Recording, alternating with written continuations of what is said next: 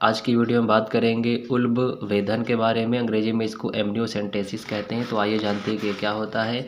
ये जो है एक टेक्निक है और जन्म से पहले भ्रूण के स्वास्थ्य, लिंग या आनुवंशिक संरचना को ज्ञात करने के लिए अध्ययन किया जाता है, उसे ही उल्ब वेधन कहते हैं। तो इस टेक्निक में क्या होता है कि बच्चे का जन्म अभी नहीं हुआ है, वो भ्रूण की अवस्था में है और उसकी सेहत का पता लगा लें, उसके लिंग का पता लगा लें कि वो लड़का है या लड़की है, या उसकी आनुवंशिक संरचना यानी उसको आनुवंशिक रूप से कोई समस्या तो नहीं है। इन सब चीज़ों का जो पता लगाया जाता है जिस टेक्निक से, उसी को उल्ब वेधन कहते हैं। गर्भधारण करने वाली माता के गर्भ में भ्रूण के चारों ओर पाए जाने वाले द्रव को एमनियोटिक द्रव कहते हैं। तो जिस स्त्री ने गर्भ धारण कर लिया है, तो जैसे ये स्त्री के अंदर यहाँ पर गर्भ है और इसमें जो है बच्चा है यहाँ पर, तो उसके बाहर की ओर एक द्रव पाया जाता है जिसको एमनियोटिक द्रव कहते हैं।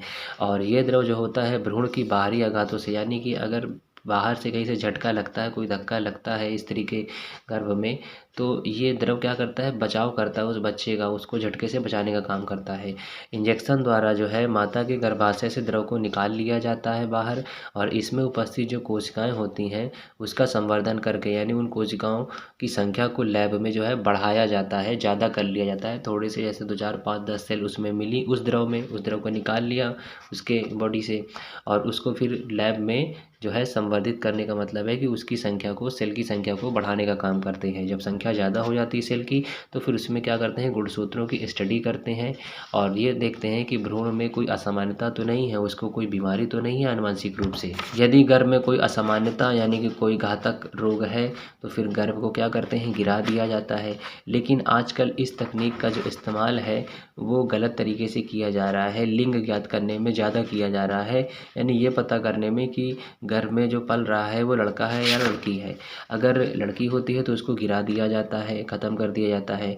और ये जो प्रक्रिया है इस प्रकार से उसको मारने की, तो ये गैरकानूनी है, जिसके कारण हमारे देश में लड़के एवं लड़कियों के अनुपात में संतुलन बिगड़ रहा है।